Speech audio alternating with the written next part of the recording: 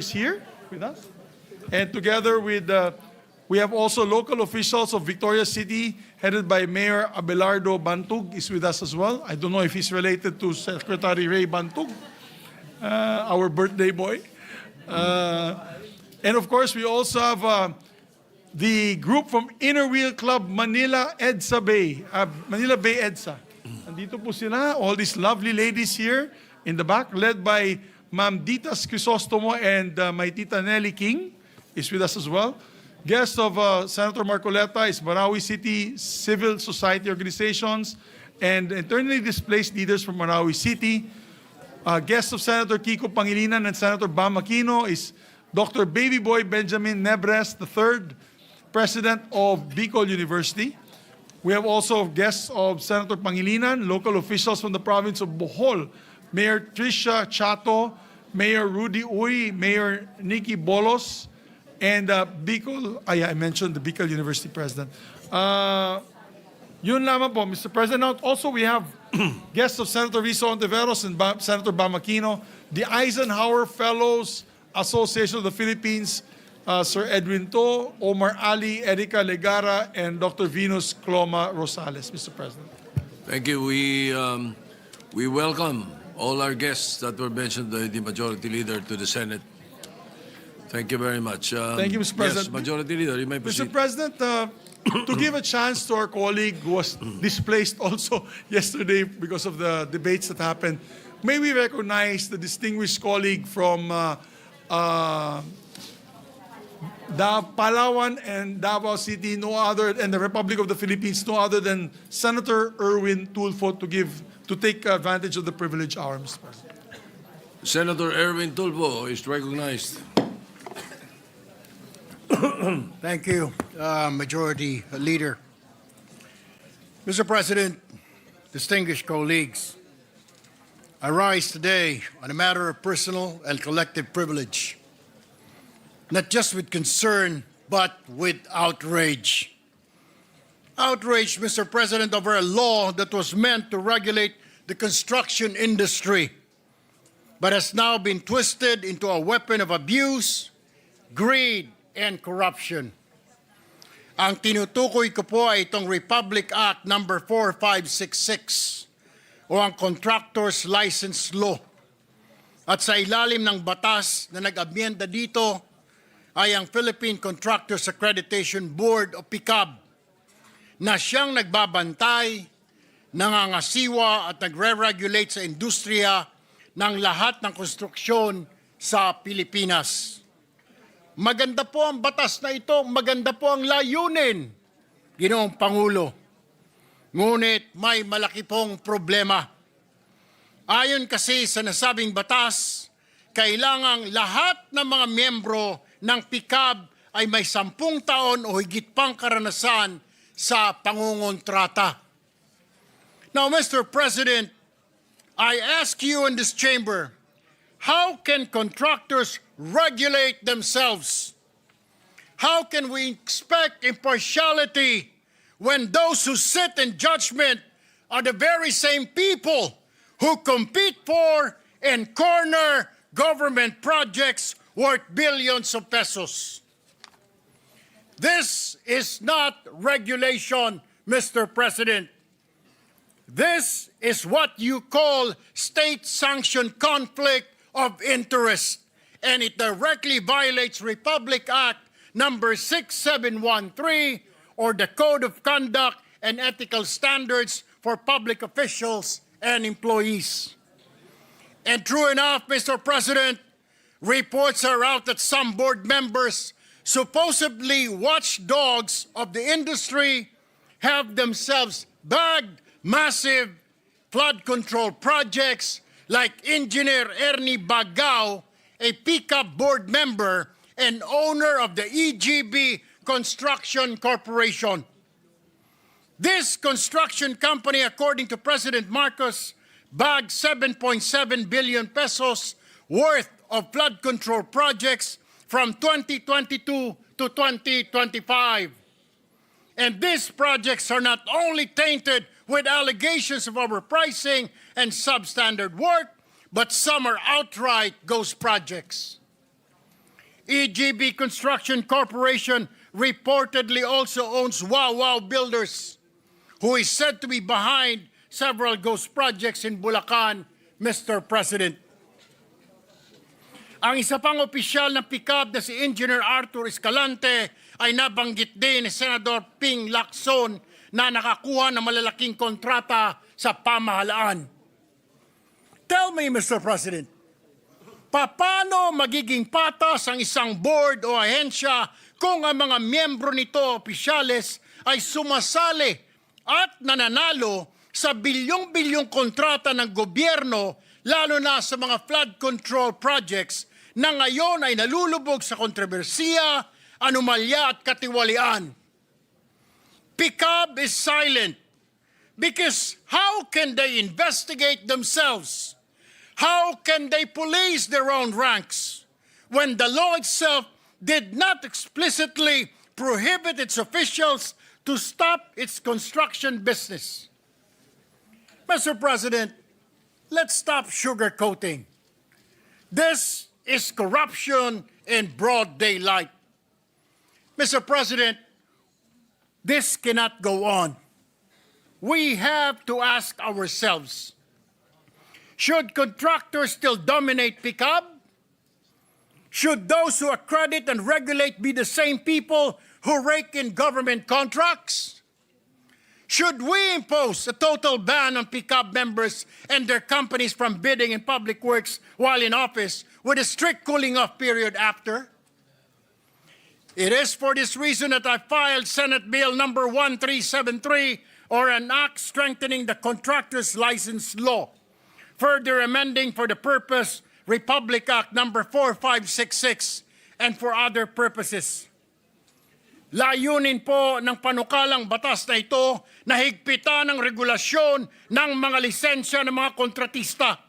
Sinisiguro din ito na ang miyembro ng PICAB ay madidiskwalipika kung siya ay may-ari o opisyal ng mga kumpanyang may transaksyon sa pamahalaan. Mr. President, the Filipino people deserve honesty, fairness in public works projects that truly serve their communities. Not this circus where regulators double as beneficiaries, where laws are exploited and where corruption festers under the guise of legality.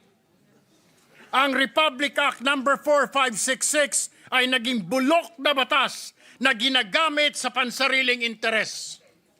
It was meant to protect the public, Mr. President, but now it is protecting the pockets of the few. Mr. President, it is time to slam the brakes on this racket. No more thieves involved in the creation of our national budget. No more regulations or regulators doubling as profiteers. No more flood control projects that serve as cash cows for the few, while millions of Filipinos ay nalulunod at inaadod ng tubig baha. Enough is enough, Mr. President. We have to take action.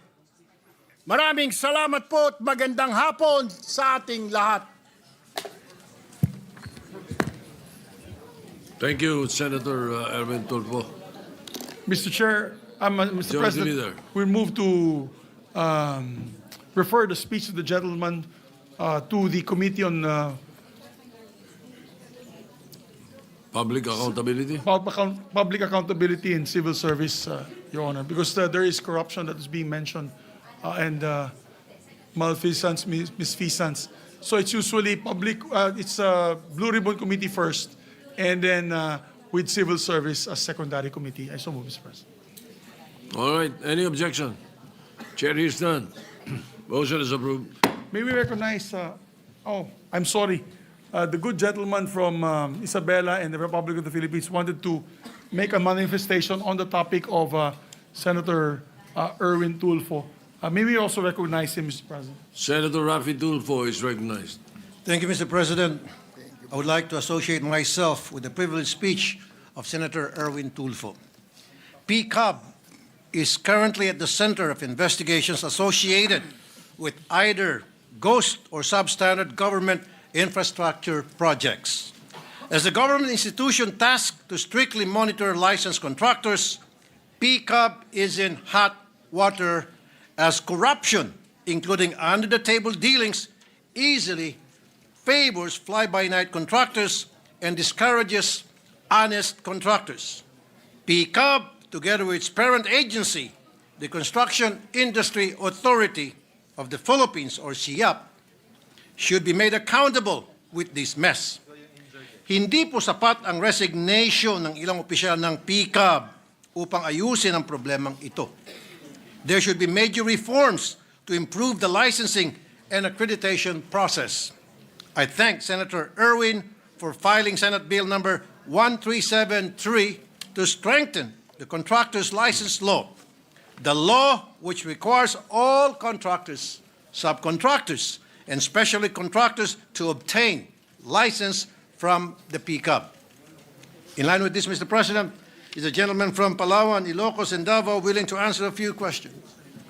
Sure, Mr. President. But before You may proceed.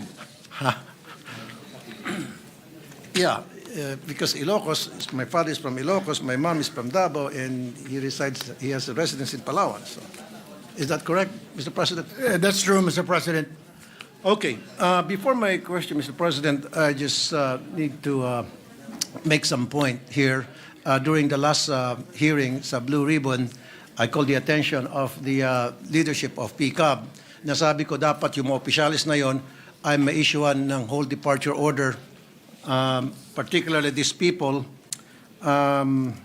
Number one, Dr. Pericles Dakay, Engineer Arthur Escalante, Engineer Ernie Bagao, Attorney Herbert Matienzo, Attorney Marco Matt, and Doris Gacho. Ito po yung mga opisyalis ng PCAB para sa akin ay dapat maimbestigahan at kung kinakailangan ay makasuhan. Bakit kanyo, Mr. President, I found out na prior to May 12, 2022, ang sinisingil na para sa licensing fee ng mga contractor na nag-a-apply para maging contractor was 100 pesos. Again, 100 pesos. Pero noong May 12, 2022, naging effective yung RA 11711, amending the contractor's license law from 100 pesos, ito ay dapat, ang sinisingil na ay 5,000 pesos.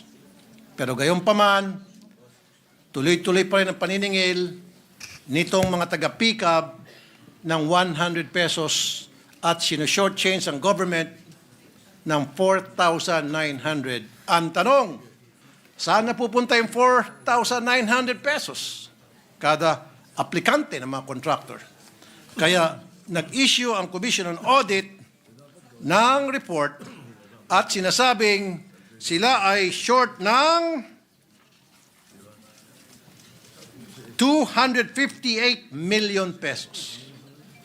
At nung kinausap ko sa nasabing hearing, ito mga taga-PCAB, ang sinabi nila kasi nag-issue sila ng IRR at pinorward kay Presidente bago raw mai-implement yung 5,000 na singil. And I told them, hindi, kasi wala doon sa procedure, sa provision, na dapat magkaroon ng IRR para makasingil ng 5,000, gawing it effective after may pass yung RA 1171. 711. Ang sabi ng Presidente, kasi yun daw ang sabi ng kanilang mga abogado. So sabi ko, yung mga abogado nila siguro ay kailangan na mag-resign dahil hindi nila alam kung ano yung pinanggagawa nila. But anyway, Mr. President, my question to Senator Erwin, ano po yung mga salient features ng SBN 1373? Marami po, Sen. Rafi, Mr. President, ang meron itong Republic Act, or not Republic Act, but SB 1373. Narito po ang ilan dito, ang reorganisasyon po ng PCAB na ang kanilang mga miyembro na 5, chairman plus 4 po na miyembro, ay dapat po mga representante mula sa DPWH, Securities and Exchange Commission, at contracting industry at saka academe or civil society. At alisin na po yung mga kontratista na mga nakaupo po doon. Isa pa po, mas stricto na qualification para sa mga miyembro. Dapat po ang miyembro nito ay natural-born Filipino, residente po ng 8 taon dito sa ating bayan, at least 35 years old na may maganda pong moral character. Disqualification cannot be an owner po, officer or stockholder of a construction company with government transactions. Dapat po wala kung siya po ay may negosyo.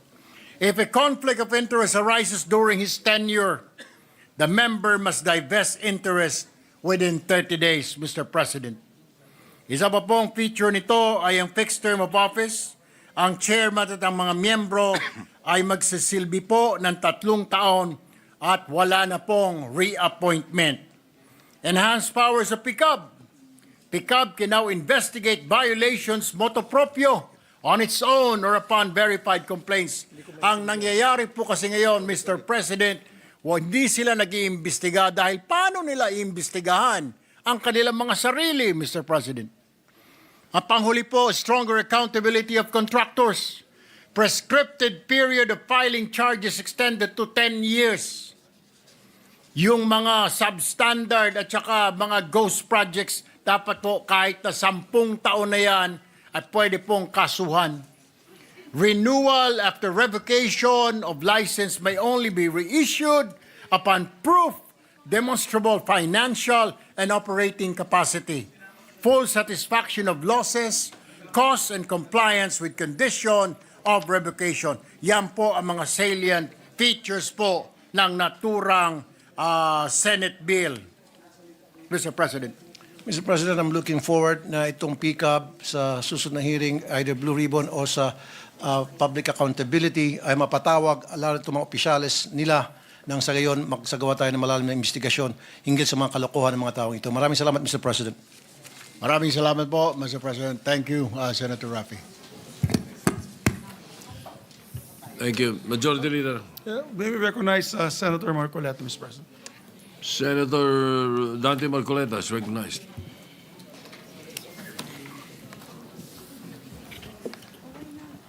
Thank you, Mr. President. Is our colleague, Mr. President, still amenable for a few clarificatory questions by way of interpellation? Yes, Mr. President. Mr. President, is our honorable colleague aware of the fact that the 15 contractors identified by the President of the Philippines in his initial report about the anomalous corruption in the flood control projects are not even members of the Philippine Contractors Association? Mr. President, yung si Attorney Imee Marcos na mention po na may-ari ng EGB Construction ay isa po doon sa top 15 na ayon po sa listahan ng Pangulo ay nakakuha po ng 7.7 billion pesos. Siya po ay board member ng PICAB, Mr. President. Mr. President, I think our good colleague didn't get the question.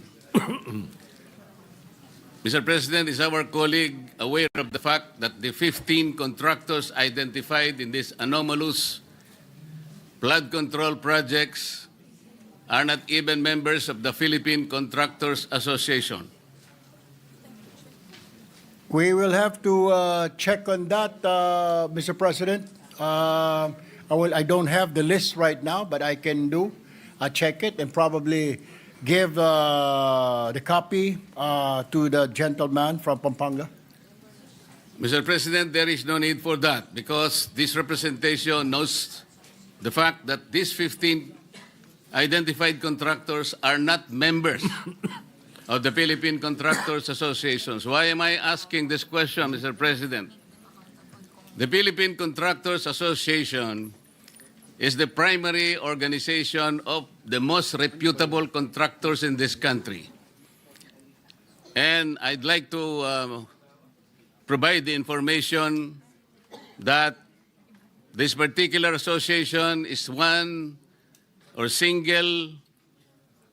singly responsible in the creation of the CIAP. This is the Construction Industry Authority of the Philippines. Before that, Mr. President, the construction is not considered as an industry. It is only a sector. At that time, there was a debate, a national debate, that it is contributory to the gross domestic product of our country. It being a sector, it was not recognized as an industry.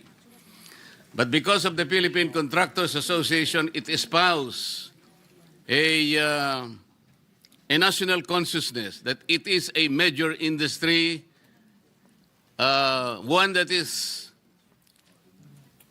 constructing the very foundation of our infrastructure. It is the one responsible to our skyline. Kaya ko po sinasabi ito, Mr. President, kailangan marinig din po sila. Hindi naman po kung halimbawa nakakita tayo ng ilang kamatis na bulok na nandun po sa isang tiklis, ay masisiraan na po yung buong figura ng construction industry in this country. Napakarami po ng reputable. Ito po, kaya ko po sinasabi, baka po sa pagbanat natin doon sa 15 lang, kung tutuusin ay nasasadlak pa sila sa isang investigasyon na ongoing ngayon sa Blue Ribbon Committee. Sana itingnan natin po yung mga matitibay na haligi ng construction industry na sila po yung nagtayo, sila ang nanguna kung bakit nagkaroon po ng CIAP, ng Philippine Contractors Accreditation Board sa ilalim po ng Department of Trade and Industry. Kaya ko po sinasabi ito, Mr. President, bago pa po ako naging congressman. Ako po ay nagtrabaho sa isang federasyon ng mga contractors.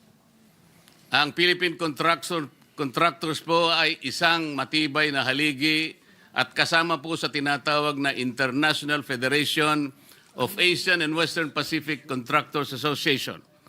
Ang ibig po sabihin niyan, tayo po'y bahagi ng isang regional, even a global conglomerate of contractors. Sana po ay matingnan din natin yung paraan kung paano na-develop, kung paano naging bahagi ng ating ekonomiya ang Philippine Construction Accreditation Board sa ilalim ng pamamahala ng Construction Industry Authority of the Philippines na ngayon nga po ay nando na po na bahagi ng ating Department of Trade and Industry. Yun lamang po ang aking gustong sabihin by way of manifestation.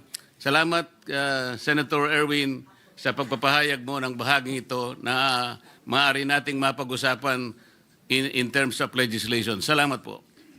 Maraming salamat, Mr. President. Pero I just want to clarify, Mr. President, that my privileged speech was not about the Contractors Association. It was rather centered on a bill that should amend the Philippine Contractors Accreditation Board, Mr. President, not specifically on the Contractors Association, but rather yung pong batas na ginawa pa noong Hunyo 19, 1965, lumang-luma na po at parang hindi na po siya applicable to this day, Mr. President. So yun po yung nais ko pala naman pong sabihin sa aking pong privilege speech. Maraming salamat po, Mr. President. All right, thank you. Majority Leader. Thank you, Mr. President. Mr. President, we'd like to thank the good gentleman for his privileged speech. And I'd like to reiterate that we include as well the interpellation of Senator Raffy Tulfo and Senator Marcoleta to the referral of the measure or the speech to the Blue Ribbon and the Civil Service Committees. All right, hearing no objection, so referred. Mr. President, on the item today, we have one of the items of the agenda today is we have the sponsorship of a treaty But before we do that, we need to have a reference of business. So I move for the reference of business, Mr. President, so that we can Yes, take up what the about the approval of the journal? Would you like to Yes, do that now? We move to approve the journal, Mr. President, and I so move. President. Any objection? Hearing none, the approval of the journal is approved. This is for the 20th session, Mr. President, Monday, Yes. September 15. And move for the previous motion, Mr. President, that we proceed with the reference of business. The Secretary will proceed with the reference of business. Bills on first reading. Senate number 1251, an act establishing a comprehensive Philippine environmental assessment system, creating the National Environment Protection Agency, and allocating funding therefor. Senator Legarda. Referred to the Committees on Environment, Civil Service, Ways and Means, and Finance. 1252, an act declaring Santa Ana District in the City of Manila a historical and cultural heritage zone, appropriating funds therefor and for other purposes. Senator Legarda. To the Committees on Culture and the Arts, Tourism, and Finance. Senate number 1253, an act safeguarding the traditional property rights of indigenous peoples, recognizing their collective ownership over traditional cultural expressions, knowledge, and practices, establishing a system for protection and management thereof, providing for free, prior, and informed consent, prescribing penalties for unauthorized use, appropriating funds therefor and for other purposes. Senator Legarda. To the Committees on Cultural Communities, Culture and the Arts, and Finance. Senate number 1254, an act institutionalizing the Shared Service Facilities Project for micro, small, and medium enterprises, amending RA 6977, the Magna Carta for Small Enterprises, as amended by RA 9501, the Magna Carta for Micro, Small, and Medium Enterprises. Senator Legarda. To the Committees on Trade, Economic Affairs, and Finance. 1255, an act further amending RA 8759, otherwise known as the Public Employment Service Act of 1999, as amended to include entrepreneurship in the scope of the law, to rename the present Public Employment Service Office into the Public Employment Entrepreneurship Office, and to establish the Barangay Employment and Entrepreneurship Offices nationwide, defining its role within the existing network, providing funds therefor and for other purposes. Senator Legarda. To the Committees on Labor, Local Government, and Finance. Senate number 1256, an act promoting food forest gardening, providing funds therefor and for other purposes. Senator Legarda. To the Committees on Agriculture, Ways and Means, and Finance. 1257, an act promoting integrated urban agriculture and vertical farming in urban areas nationwide to ensure food security and appropriating funds therefor. Senator Legarda.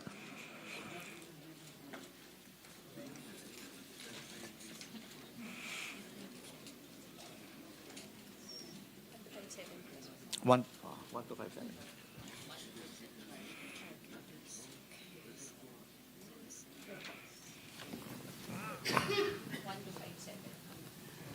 To the Committees on Agriculture, Basic Education, Ways and Means, and Finance. 1258, an act providing policies and prescribing procedures to prevent, control, and respond to infectious diseases, amending RA 11332, the Mandatory Reporting of Notifiable Diseases and Health Events of Public Health Concern Act, and for other purposes. Senator Legarda. To the Committees on Health and Ways and Means. 1259, an act facilitating and regulating international disaster relief and initial recovery assistance, and for other purposes. Senator Legarda. To the Committees on National Defense, Foreign Relations, Ways and Means, and Finance. 1260, an act promoting inclusive and sustainable productivity growth, repealing for the purpose RA 6971, the Productivity Incentives Act of 1990. Senator Legarda.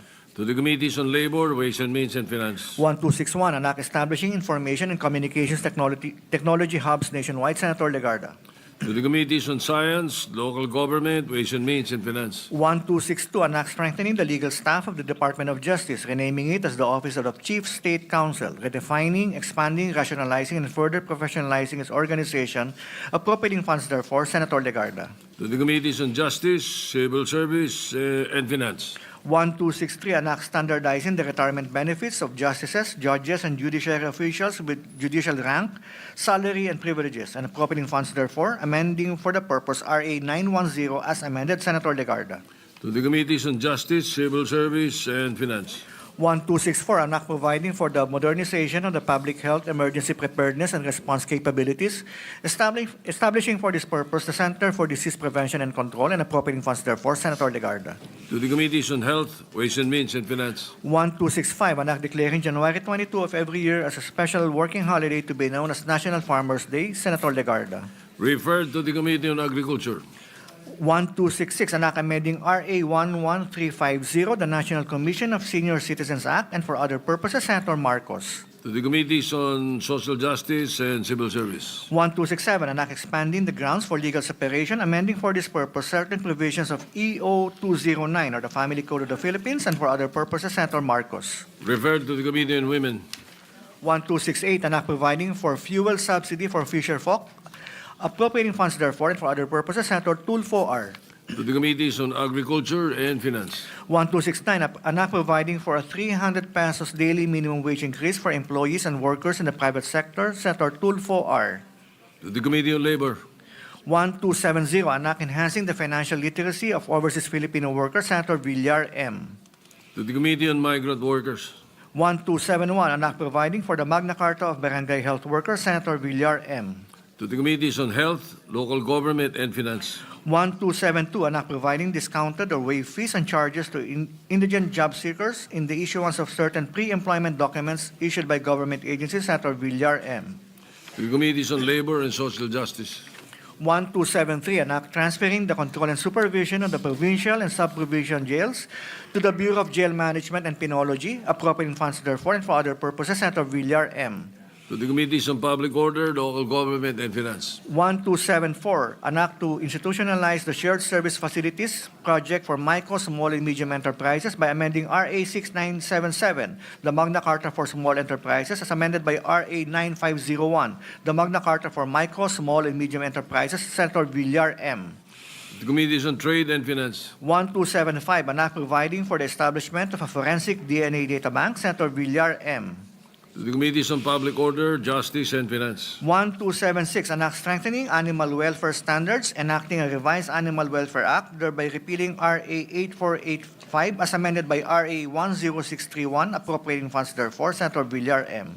To the Committees on Agriculture, Civil Service, and Finance. 1277, an act institutionalizing the use of bicycle as a primary mode of transportation, defining the rights of bicycle riders, establishing requisite infrastructure facilities, and appropriating funds therefore, Senator Villar C. To the Committees on Sustainable Development Goals, Public Works, Ways and Means, and Finance. 1278, an act integrating road discipline and safety education in senior high school curriculum, and appropriating funds therefore, Senator Villar C. To the Committees on Basic Education and Finance. 1279, an act granting official or diplomatic passport to national athletes and sports officials representing the Philippines in international competition, Senator Villar C. To the Committees on Foreign Relations and Finance. Senate number 1280, an act instituting a comprehensive national care plan to encourage cooperation, accountability, and research for the education and support of persons with autism and for other purposes, Senator Villar C. To the Committees on Health, Women, and Finance. 1281, an act instituting a national health program to combat systemic lupus erythematosus disease, appropriating funds therefore, Senator Villar C. To the Committees on Health and Finance. 1282, an act strengthening the practice of electrical engineering in the Philippines and instituting higher standards of regulation in the licensing and registration of electrical engineering practitioners, Senator Go. To the Committees on Civil Service and Finance. 1283, an act providing measures to protect individuals engaged in food, grocery, and pharmacy delivery services, Senator Go. To the Committee on Trade. 1284, an act expanding the services of the Philippine Crop Insurance Corporation and encouraging private sector participation in agricultural insurance, further amending Section 1 and Section 3.11 of PD 1467, creating the Philippine Crop Insurance Corporation as amended, Senator Go.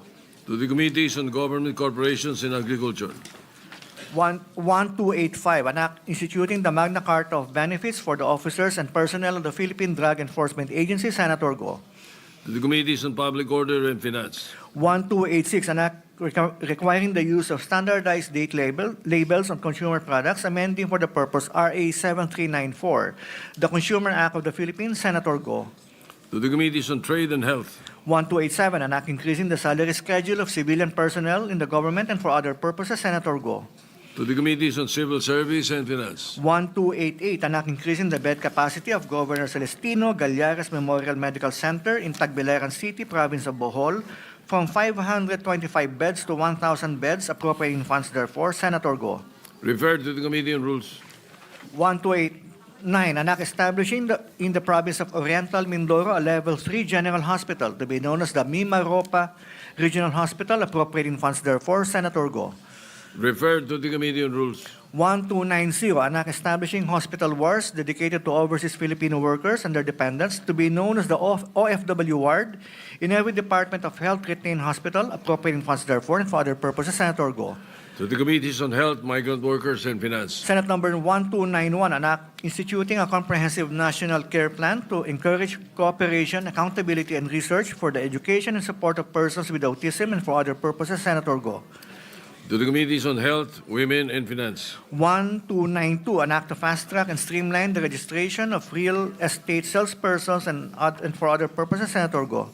To the Committees on Civil Service, Urban Planning, and Finance. Senate number 1293, an act instituting the Magna Carta for daycare workers, providing funds therefore and for other purposes. Senator Go. To the Committees on Social Justice, Civil Service, and Finance. Senate number 1294, an act providing for the Magna Carta of young farmers. Senator Antiveros. To the Committees on Agriculture, Youth, Ways and Means, and Finance. 1295, an act creating a tripartite council to address unemployment, underemployment, and the job skills mismatch problem in the country and appropriating funds therefore. Senator Villar M. To the Committees on Higher Education, Labor, and Finance. 1296, an act mandating the submission of a tree planting plan as a requirement in the application for building and development permit. Senator Lapid. To the Committees on Environment and Local Government. 1297, an act structuring the Philippine basic education system by abolishing the senior high school education, amending pertinent provisions of RA 10533, the Enhanced Basic Education Act of 2013, and for other purposes. Senator Padilla. To the Committees on Basic Education and Finance. Senate number 1298, an act promoting skills-based hiring in the private sector by requiring consideration of competency-focused recruitment practices for skills-oriented employment positions. Senator Padilla.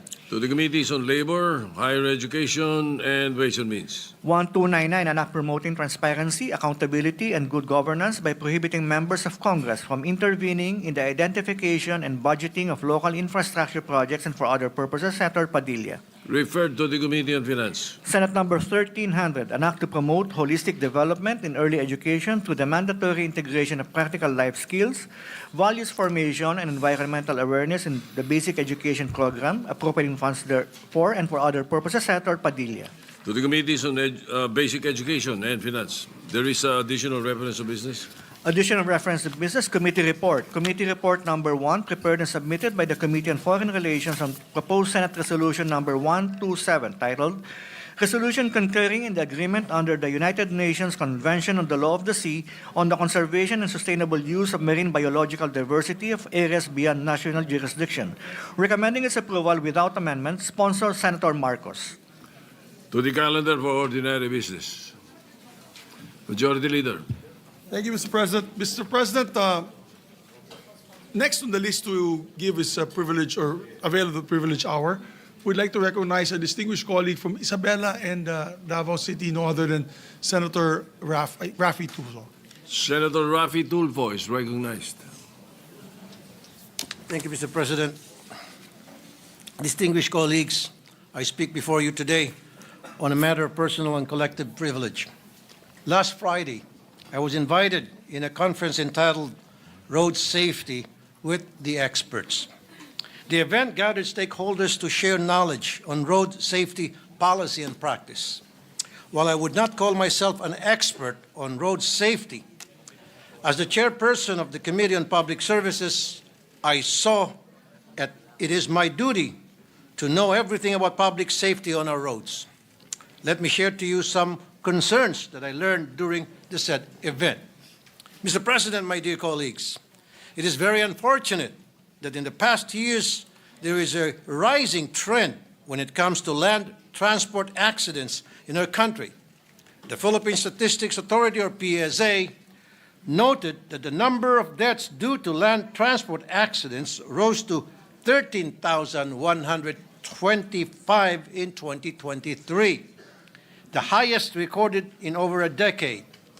These deaths accounted for 1.9% of all deaths nationwide. Meanwhile, the Philippine National Police has reported a 35% increase in road accident fatalities in 2024 compared to 2023. Several road safety issues were tackled during the conference, including reckless and drunk driving, inconsistent traffic law enforcement, poor maintenance and public utility vehicles, unfair labor conditions for PUV drivers, insufficient road safety education, and substandard road infrastructure and maintenance. If you look at the other countries, the best practices for safer roads involve road infrastructure that address human mistakes and reduce crash severity. First, they create separate spaces for different modes of transport, such as designated footpaths, dedicated cycle lanes, and divided roadways to protect vulnerable users like pedestrians and cyclists. Second, they use features like speed bumps, roundabouts, and narrow lanes to manage vehicle speed and prevent collision. Third, they ensure clear road markings, proper lighting, and safe crossing points. These practices could be adopted here in our country by first and foremost having an overall planning by our government agencies. National and local, each project must be worth every centavo, and this could only be done if there is an extensive planning through thoughtful designs and community involvement. As we have observed here in the Senate the past weeks, the lack of planning and strict implementation of infra works open doors to ghost, unfinished, or delayed projects, adding to the problems instead of solving them. At dahil na din po siguro sa walang tigil na investigasyon sa mga palpak na flood control projects, may ilang lumapit po sa akin upang iparating ang kanilang reklamo sa ilang problemadong road projects na nagdulot ng malaking perwisyo sa ating commuters. Isa sa talagang nakakabahala na reklamong tinugon sa akin ay ang Mabuhay Underpass National Highway sa General Santos City. The completion of the underpass, which broke ground on June 23, 2022, was originally set on September 2024. But if you visit Gensan, Mr. President, the underpass is far from finished. Ang kontraktor na nasabing proyekto ay ang Vicente T. Lau Construction. I repeat once more, Vicente T. Lau Construction. Mr. President, according to the people of Gensan, the traffic they experienced was really due to poor traffic management. Therefore, the underpass was actually unnecessary. Hindi talaga pinag-isipan ang project na ito. Sa katunayan, sabi po ng proponent ng proyekto, pinalagyan niya ng LED walls ang underpass dahil gusto niya ito maging tourist destination. Kung ano-ano talagang naisip ng mga tao kapag hindi nila pera ang ginagastos. Nagiging matalino ang ilan sa mga Pilipino kapag pera ang pinag-uusapan na pwedeng ilagay sa kanilang bulsa. Ngayon po, ang defective na underpass ay pinag-iipunan ng tubig na parang fish pond. You see, water being pumped out from below even if it did not rain. It is causing so much traffic because the open lanes are full of deep potholes. According to the DPWH Notice of Awards and various contracts covering the Gensan Underpass project, the total cost of the project is 657 million pesos. Bureau of Construction Director Alan S. Borromeo said, the contractor performance is strictly monitored. Pero bakit ang daming kapalpakan? First, the project at the BC junction of Mabuhay-Bulaong Road and the Digos-Macar National Highway was temporarily suspended on April 8 due to obstructions along the alignment for high-density polyethylene pipes. Second, unanticipated water seepage in the tidal section that was not accounted for the original detailed engineering design also required plan revision. Third, delays were incurred in relocating effective electric posts within the project limits. Talagang hindi po pinag-isipan. This is more than just a delayed project. It has become an economic and social disaster. Site visits and complaints from citizens revealed months of inactivity, misaligned column bases, uneven pavement, scattered materials, and unsafe passageways. Businesses with the construction zone reportedly suffer closures or financial losses while traffic congestion worsened. Ang pinagtataka ko lang kung bakit na-award ito sa Vicente Tilao Construction. According to the Notice of Award, Resolution number 2022-03, pang-apat lamang na pinakamababa sa bidding ang Vicente Lau sa 5 nagbid para sa proyekto. Hindi piniliwanag kung bakit ang ibang mas mababa pa sa Vicente Lau Construction na bidders ay na-disqualify one by one. And lo and behold, yung pang-apat ang siyang nanalo, na-disqualify 1, 2, 3, and 5. Ang mas malala pa, ang nasabing contractor ay may 4 na ongoing project na may negative slippage, ibig sabihin delay. Pero binigay pa din ito sa nasabing contractor dahil di umano ang mga negative slippage ay hindi naman daw kasalanan ng contractor. Walang malinaw na paliwanag kung ano itong mga slippage na ito.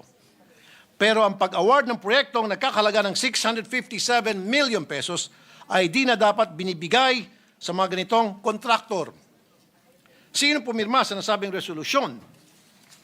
Sila po ay sina Edgardo Garces, OIC Assistant Director ng Bureau of Construction, Attorney Michael S. Villaranca, Director Human Resources Administrative Service, Ernesto Gregorio Jr., Director Bureau of Maintenance, Alex G. Bote, Director Public-Private Partnership Service, Aristetarco M. Doroy, Director Bureau of Construction, Wilfredo S. Malyari, Assistant Secretary for Regional Operations in NCR.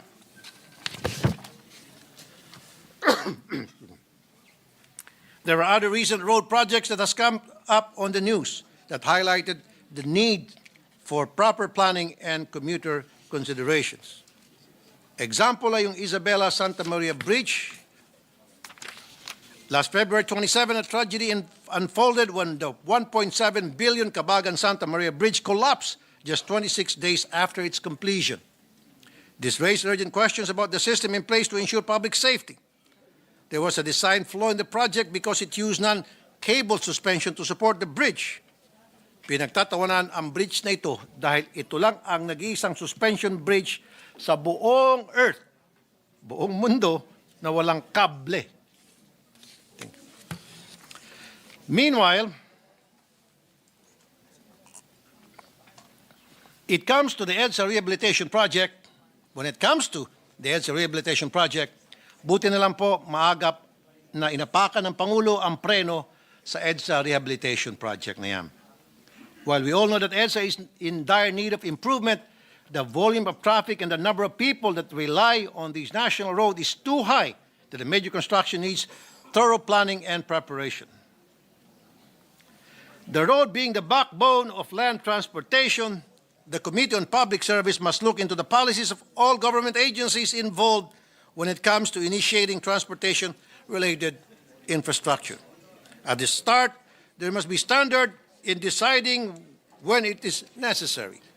Second, the plan must actually address the traffic concern and will directly improve the transportation needs of the people. Third, the local government units and the community must be consulted regarding the possible effect of the construction to the delay or daily traffic situation. What alternative could be given to ease the congestion caused by the project? And finally, how can we ensure that these projects are done in a prompt and efficient manner? Mr. President, the projects mentioned earlier are just examples of road projects that has wasted money and hundreds of hours of our people's lives because of the traffic and worse actual lives due to fatalities caused by road accidents. As chairman of the Committee on Public Services, I would like to look into a possible whole of government approach when it comes to road safety and efficiency for our commuting public. With everyone's support, I'm sure we could bring down the number of road accidents in our country and bring home our people safely to their homes and loved ones. Thank you, Mr. President.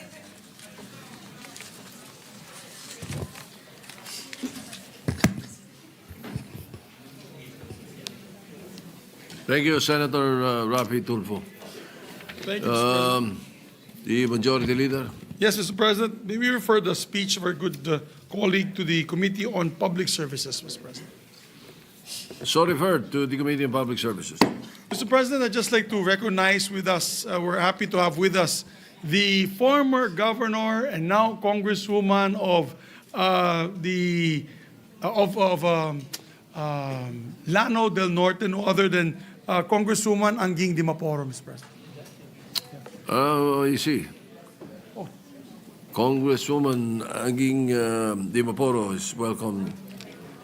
Welcome to the. She's with us, Mr. President. Yes, Thank welcome you. to the Senate. I almost didn't recognize her. She has a new haircut. That's why. Oh yeah, she looks about 20 years younger. Yes, absolutely. Absolutely. Thank you, Mr. President. Mr. President, our distinguished colleague. She's married to Bobby. Yes. Oh, Tito Bobby is Dimaporo. the son of my brad, The old, the old man Ali. Ali Dimaporo. That's correct, Mr. President. Mr. President, our distinguished colleague from Nueva Ecija, Camarines Norte, and Republic of the Philippines, Senator Robin Hood Padilla, would like to seek the floor just to give a manifestation, Mr. President. Quick manifestation. Senator Robin Padilla is recognized. Maraming salamat po, Ginoong Pangulo, at sa ating pinunong mayorya. Assalamualaikum warahmatullahi wabarakatuh. Mga ginagalang kong mga kasama sa mataas na kapulungan, buong puso ko pong ipinahayag ang aking kagalakan at pasasalamat sa naging pasyapo ng ating bansa sa United Nations sa pagtindig ng Pilipinas para po sa two-state solution sa usapin ng Israel at Palestine. Para itong sinag ng liwanag na dumaan sa makapal na ulap ng digmaan. Minsan pa, pinatunayan ng Pilipinas ang tibay ng kanyang paninindigan. Simula pa po noong 1947 nang tayo po ay bumoto sa Partition Plan for Palestine.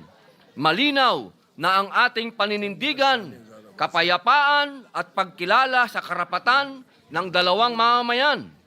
At noong 1989, tayo rin po ang isa sa mga unang bansa na kumilala sa Estado ng Palestine.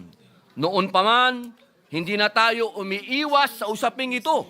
Bagkus, tayo po'y tumitindig sa panig ng katarungan. Ang ating pinakahuling boto ay muling nagpapatunay po na ang tanging daan tungo sa kapayapaan, katarungan at dangal ay ang prinsipyong dalawang estado para sa dalawang mamamayan.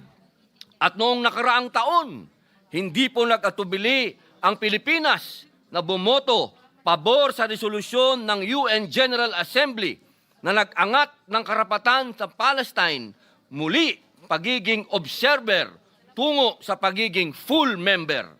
Para tayong nagtanim muli ng binhi ng pag-asa sa tuyong lupa ng gitnang silangan. Paulit-ulit na rin pong pinatutunayan ng ating bansa ang kanyang paninindigan sa pagboto pabor sa isang agaran at pangmatagalang tigil putukan sa Gaza.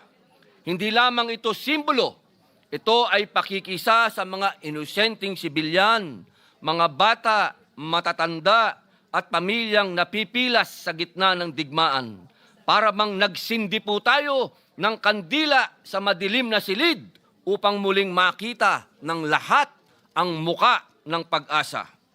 Ginoong Pangulo, hindi lingid sa atin na kinilala mismo ng Palestinian ambassador ang ating bansa.